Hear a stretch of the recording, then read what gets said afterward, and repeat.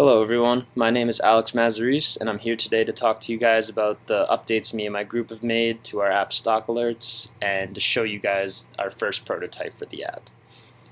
So before we get into the prototype, I just want to run through the general concept of the app again so that it's clear when we go through the prototype what it does.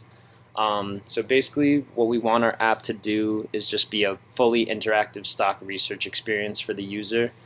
Which basically means that we want them to be able to type in any stock they're interested in, and then our website will pull up all of the current data on that stock they're interested in, and then from there they'll be able to fully customize their own alert.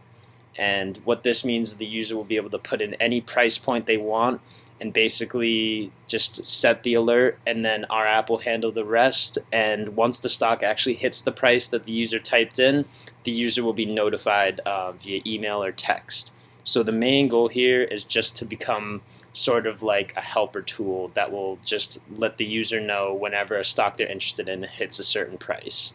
So another thing we wanted to talk about was how novel our design was, because there seemed to be some confusion when we presented the first time. So I remember someone saying that there were other brokerage apps that would also send you alerts. And yes, this is true, but I think our app takes a totally different approach than they do. So for instance, an app like Robinhood does have alerts, or an app like Cash App does have alerts for when things move in the market. However, they don't allow the user to customize this at all. In fact, Robinhood only has two options. It just has a 5% or a 10% price increase, and that's the only time you'll be alerted in Robinhood. And the other brokerages are similar. They have alerts, but they do not have specific alerts that the user can customize and create their own.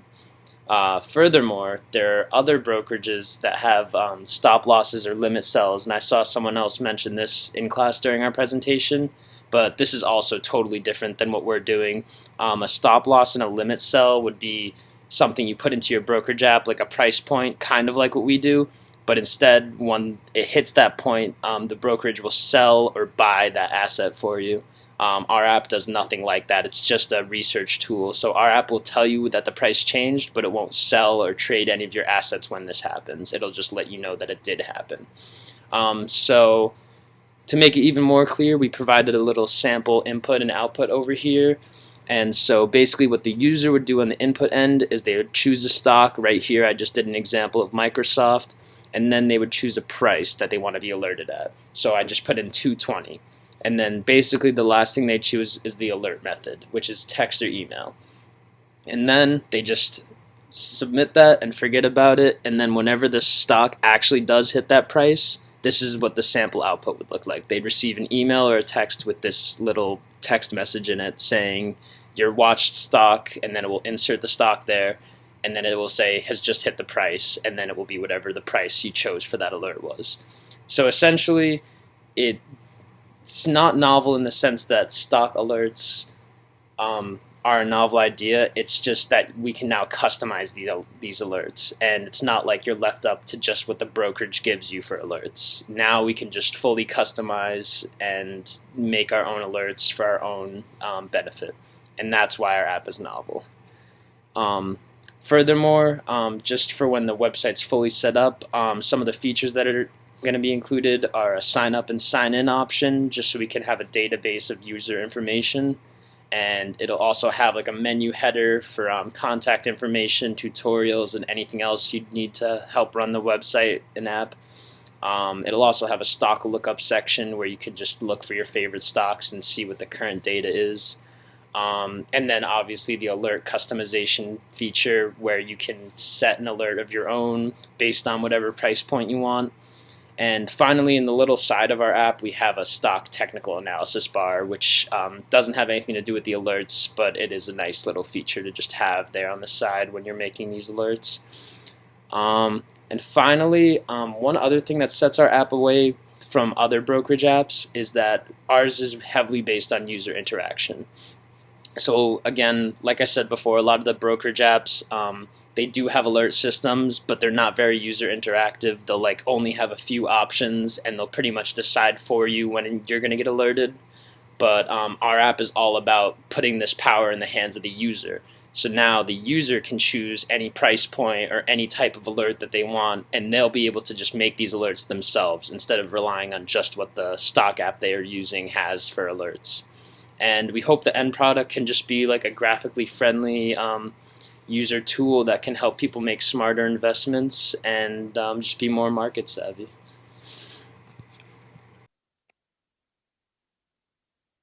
Here is the first wireframe with a simple format of placeholder stock boxes.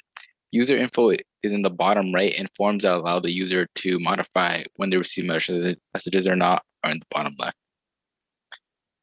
Our key observations are that people generally agree that a simpler design is better all around. Users who are very interested in the stock market find the lack of key information very concerning, which makes a lot of sense since this is just a basic mock-up. By using bright colors as the background, we can see the positive effect it had on users. People really do not like flipping through a lot of pages to get information, which makes a lot of sense. A common suggestion is to allow an option to display a lot of information, similar to a complex versus similar format button. Here is a similar, uh, very early HTML CSS mockup of our project. We tried to maintain the same design pattern of the Figma. This made the website seem kind of empty. A thing that attracted the users were the animation in the background. A problem we noticed was the homepage wasn't particularly inviting. As for what worked and what didn't work, we see a common pattern of, in terms of visual design, it was too simplistic for others. And in the similar vein, we knew that people would enjoy bright colors and animations. The website core functionality seems a bit too basics.